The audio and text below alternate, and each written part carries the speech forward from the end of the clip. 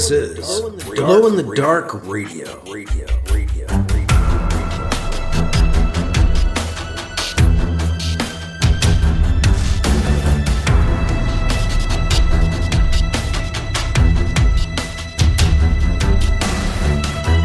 The science fiction podcast, with original independent science fiction, written and performed by Mike Luoma, with music by Kevin MacLeod. The Vatican Assassin Trilogy and The Adventures of Alibi Jones by Mike Luoma are available in ebook, trade paperback, and audiobook wherever you find your books online. Get links and details at glowinthedarkradio.com. This is the Science Fiction Podcast, Glow in the Dark Radio.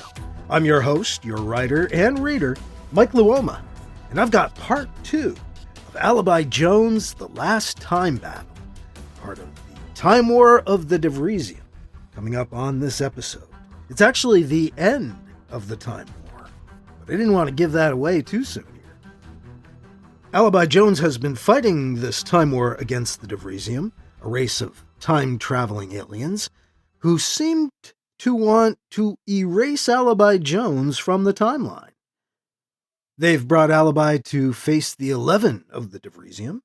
Alibi thought they were the rulers of their race. Turns out they're all that's left of their race after many twists and turns and time travel shenanigans. So they see Alibi as either destroying the 9th or maybe 10th pass of the timeline, or actually destroying the Devrizium. But unable to eliminate Alibi from the timeline so far, the Devrizium have hauled him in front of them as they attempt to figure out a way forward. So that's where we're picking things up as we get into part 2 of Alibi Jones, The Last Time Battle on Glow in the Dark Radio. Not a ton of book news this week. I do have a new calendar out, the Exploring New England 2026 calendar. I'll put a link in the show notes so you can check that out. Beautiful spots all around New England. 12 of them, of course, because it's a calendar. On really nice heavy stock. It's printed by the folks from Lulu.com who do all my paperbacks. I will put a link in the show notes, or you can go to Lulu.com and just look for me, Mike Luoma, and the 2026 calendar. A big thank you to patrons who help keep the podcast going. That could be you. If you want to help out, head to patreon.com/glowinthedarkradio.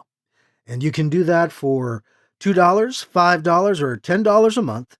Just sign up and help keep the podcast going. Maybe get episodes early. This one is an early episode for patrons. So that could be you if you want to join up. And again, a big thank you to those of you who are patrons and already support the show. Well, I won't delay too long. We're going to get into part 2 of Alibi Jones, The Last Time Battle, coming up next on Glow in the Dark Radio. Wake up, go to work. Work. Come home. Eat dinner.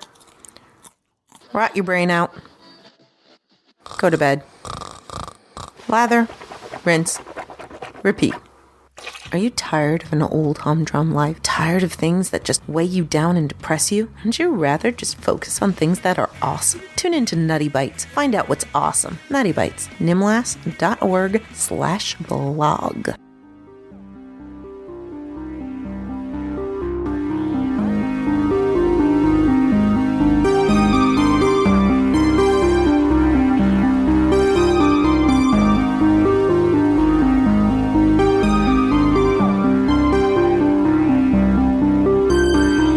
Now here's part 2 of Alibi Jones, The Last Time Battle on Glow in the Dark Radio.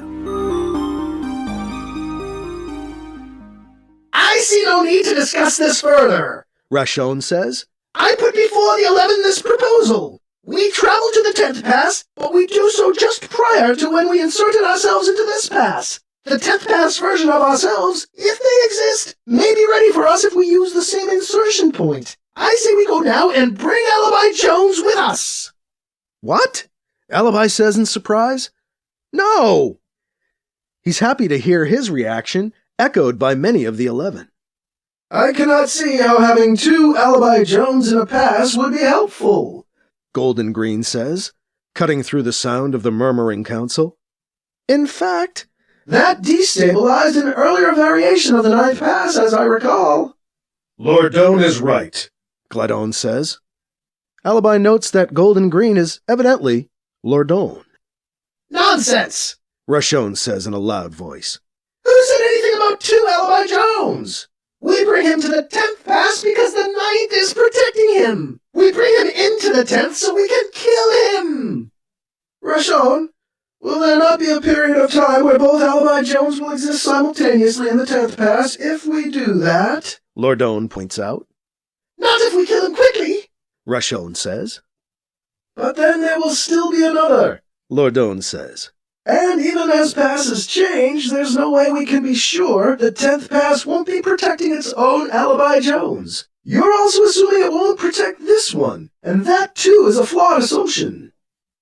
A decision to travel to the 10th pass will also create the 10th pass, if it does not yet exist, Crimson and Gold says. We should weigh our decision carefully before trying to travel the 10,000 years back to the insertion point. Are you objecting, Pensone? Not necessarily, Pensone, in the Crimson and Gold, responds. A Devrizium in silver and bright blue, who has not yet spoken, stands to address the others.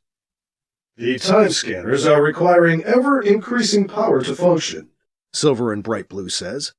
and we can no longer scan back through the variations of even the 9th pass. We are limited to this one, the 8th variation of the 9th pass, or 9H. We cannot detect a 10th pass, but we can also not scan back to the 8th pass any longer.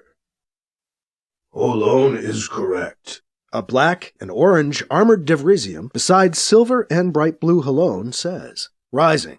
I have worked with him on the time scanners. The need for increasing energy to power the devices is troubling.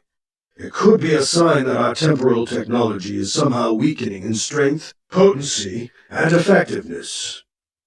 Thank you, Jason, Halone says, nodding to the black and orange Devrizium. Those are disturbing words from our master of temporal technology, Jason. Gladone says. Are there other signs of our weakening you have not yet shared with us? There are, Jason says. I was waiting for my chance to report. Go on, Gladone says. Jason looks over at Lordone, who nods back at him. The stasis fields, the temporal null fields that insulate our suits and allow us to time travel, no longer seem to work quite as well as they used to, Jason says.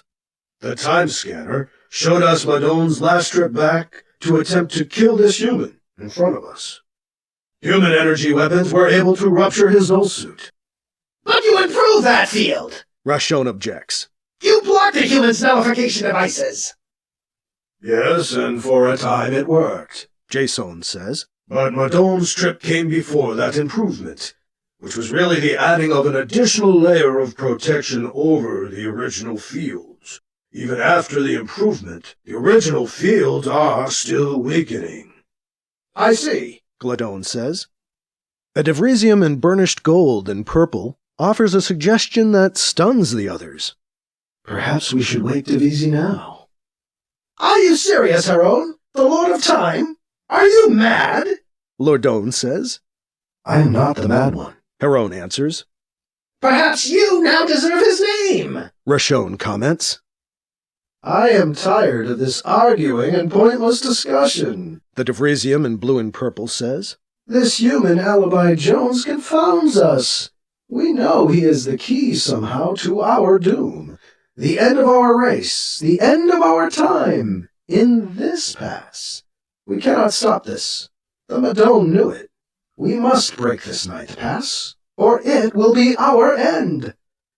Surprising you advocate so stridently to break the pass of your origin, young Negone, Gladone says. Are you not afraid? We may face 10th pass versions of ourselves. You eliminated your older 8th pass version when we appeared in this pass. Do you not dread facing the next version of yourself? Do you forget I was the stronger and won the battle? Negone counters. Shut up, The one member of the 11 of the Devrizium, who has not yet spoken, interrupts. The armored figure in red and white remains seated, but continues. I am embarrassed we are behaving this way in front of a human being. In front of any other species. I do not even want to be speaking in its presence now, but I must. Was the man the only one who still cared about purity? Forgive us, Larone, Lordone says to the red and white armored Devrizium. Larone stands. This 9th pass is ending, Larone declares. We have no choice but to go back 10,000 years and mark a new pass. We must gather in a circle to generate the necessary power. Correct, Jesson? For this, yes, as always, Jesson says. The 11 of the Devrizium rise from their seats and begin to move forward, to join together in a circle facing inward. The red and white Devrizium pushes Alibi. Move, human! Larone screams at him. Alibi scrambles to get out of the Devrizium's circle. Hey! Alibi screams at Gladone from behind its back. You brought me here 4 years ahead in time. I need to go back. There are 2 of me right now. No, there isn't, Gladone says over its shoulder. Though there would be for the time this meeting took, if I brought you back. So I should not. Alibi backs away from the armored aliens as they extend their arms and close their circle, touching fingertips. He can feel some kind of energy in the air. The Devrizium are doing something, for sure. Alibi finds himself backing away further, as it becomes harder to keep the circle of aliens in focus. A thrum begins to build. A low vibrating bass hum fills Alibi's ears. The circle is now a blur of color. The blur begins to evaporate in front of him, disappearing and dissolving. Alibi expects to be alone when the blur is finally gone, but 2 of the Devrizium remain. The 2 Devrizium of the 9th pass, Codone and Negon, still stand where they were in the circle. The 2 make a strange noise. Alibi realizes they're laughing. Fools, Negon says. Codone moves to stand alongside Negon. Worth waiting 10,000 years, my love, Codone says.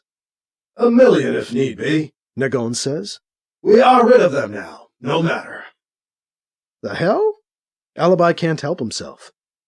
The 2 Devrizium turn as if noticing Alibi for the first time. How is its protective field still working with Gladone gone? Negon asks. Shut it off! Yes, my love, Codone says. Stop calling me that, Negon says. I long to hear my own name after all this time. Codone is cowed by the rebuke.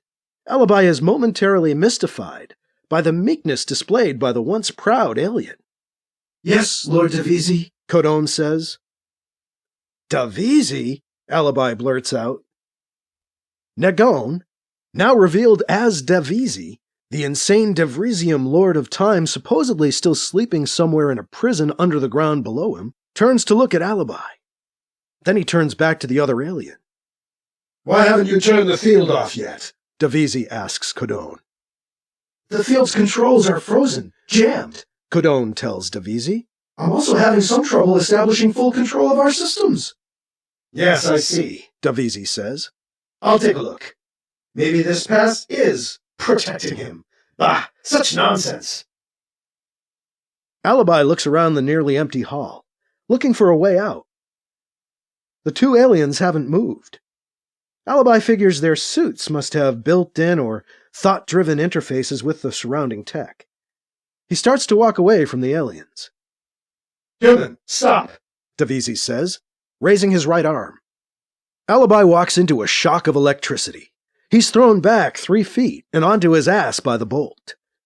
Finding himself lying on his back and suddenly sore all over, Alibi turns and props himself up on his side. He pushes against the ground and sits up. He gets on all fours and then stands, a little unsteady. As Alibi watches, many of the chairs of the 11 move on their own, sliding from their positions and out of the way, against the walls of the hall. A larger chair, a throne, really, rises up from the floor behind Devrizium. Godon's council chair remains, sliding up to perch at the right side of the throne. Redecorating? Alibi cracks. Why stay behind in a dying pass? Thought you'd want to go into the next pass with the others. There is no next pass, Devrizium says. Jason was correct. Our temporal tech is weakening. And without our help, Devrizium indicates itself and Godon. There's no way they can create a 10th pass. Wait! Alibi is confused. Then where did they go? They just went back 10,000 years in time in this pass to get killed by their younger selves, Devrizium says. Wasn't their 9th pass selves they killed coming into this pass, you see? My lord is brilliant, Godon says. And patient. I knew it would come around, but we had to let actual linear time go by, Devrizium says.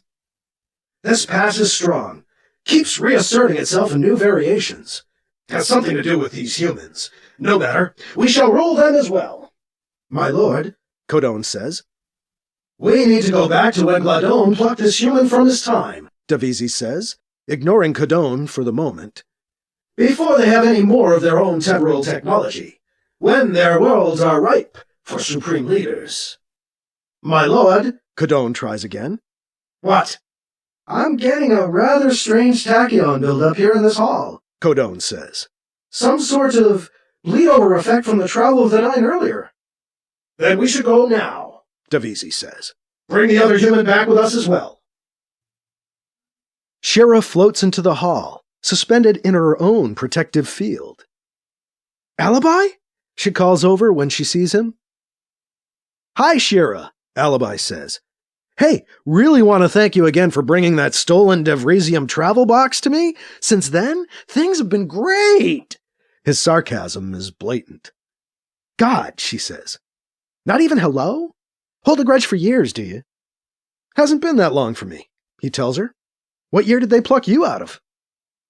2142? Hey, you can't take her back.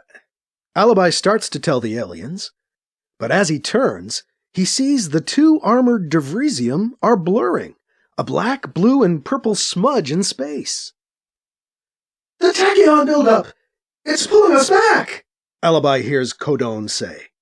He can't make out which alien is which within the blur. Wait! No! This damn pass! Devrizium says. We're caught in a loop! The Devrizium evaporate in a cloud of time. What just happened, Alibi? Shira asks. Where did they go?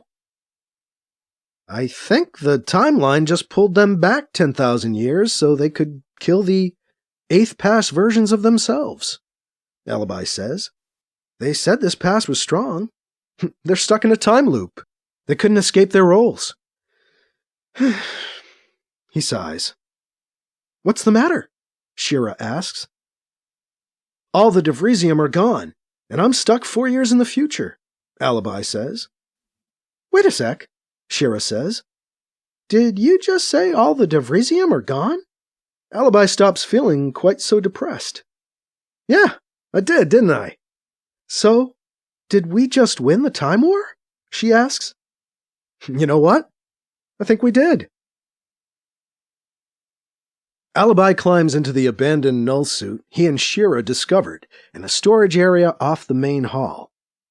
So, now you don't hate me for bringing you that box back then, do you? She says. Because of the box, you could touch the armor and know what to do with it, right? Alibi had gotten a jolt of knowledge when he reached out for the null suit. Well, it kind of felt the same, Alibi says.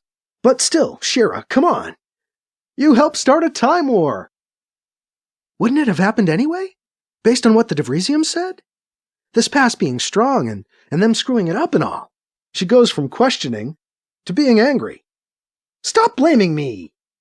Fine, hand me the helmet. Alibi puts it on. The suit comes to life around him. A virtual control suite unfolds before his vision. From his point of view, he seems to float in the air without armor next to Shira, with colorful panels at easy beck and call. Nice colors, Shira says. I can't see them, Alibi says. You're gold with red trim, she tells him. Why are you slouching? I feel like I'm floating. You're not. You're just standing there, but leaning over. Looks dumb. Alibi straightens up. He looks for the time travel panel among his virtual controls and begins to dial in December 1st, 2138. That's better, Shira says. She smirks. Wish I could remember lottery numbers or stock prices or something from 4 years ago. Send you back with useful knowledge. No, thank you, Alibi says. I've had enough of messing with the time stream. Is your emergency beacon working okay? Yeah, she says. Already heard from a free trader out this way. Got a ride coming. Guess Georgia can't pick you up this time, huh? Alibi cracks, thinking back. But seeing the look of brute sorrow on the face of Shira makes him immediately regret his jab. Some pain doesn't dull with the years. He tries a softer joke. See you later, Shira. Or maybe earlier, huh? She smiles a little. Alibi activates the null suit's travel drive. The world around him begins to blur. Oh! Shira's eyes go wide. You're going back to 2138? So you don't know yet about the horror.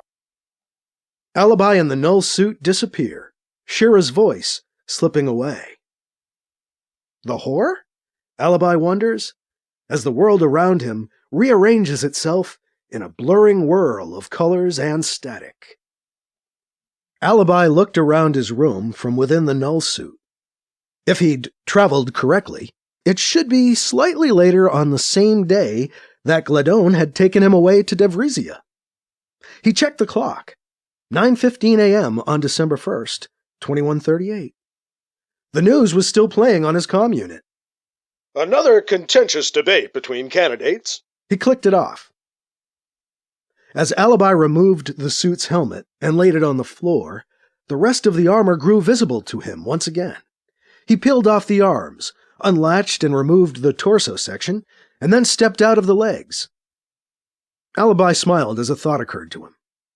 Krish will love getting this. But as he watched, the armor began to ooze the oily gray and black ooze he'd seen too many times before. No!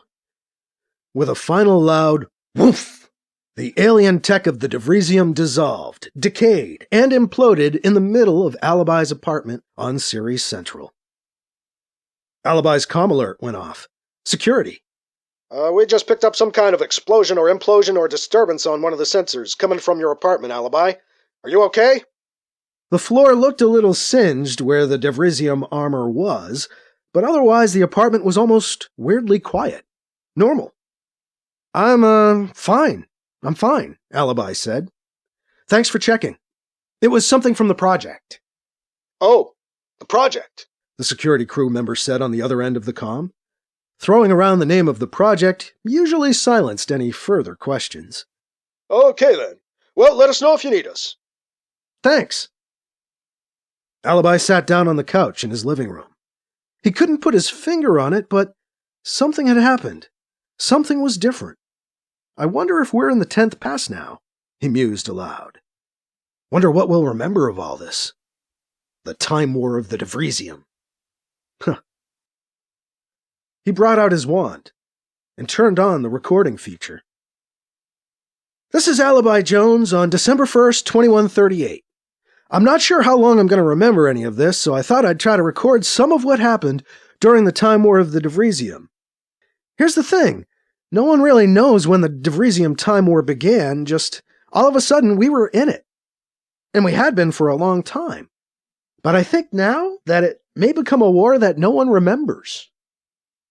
If I'm right, in our current timeline, the war started and ended in a single moment, when Madone of the Devrizium came to reclaim his travel box. You see, my old high school lover and current thief and grifter, Shira, came to my aunt's place on Ceres Central with a device she'd stolen from the Devrizium.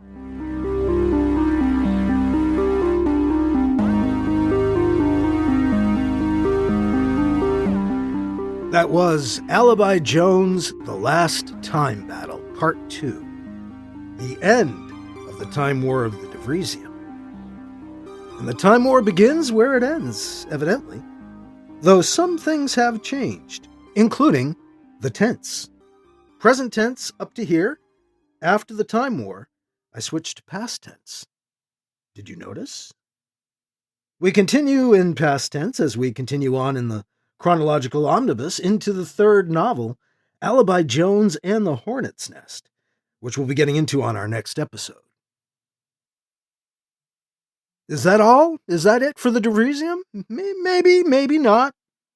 I know we see him at least one more time. So maybe the Time War isn't over, but it seems to be.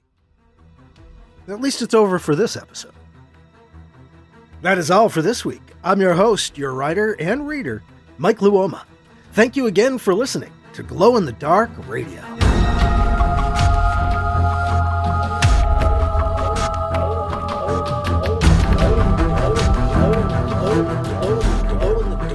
Glow in the Dark Radio.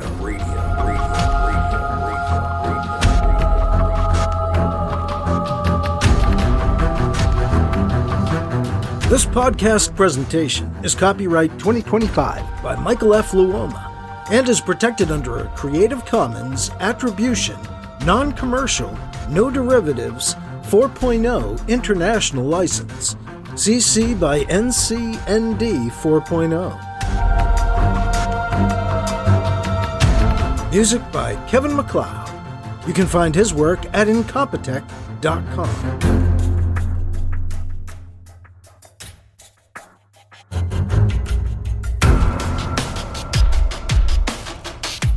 Mike's books are available in ebook, paperback, and audiobook, wherever you find books online. Get links and more details at glowinthedarkradio.com and mikeluoma.com. This has been a presentation of Glow in the Dark Radio.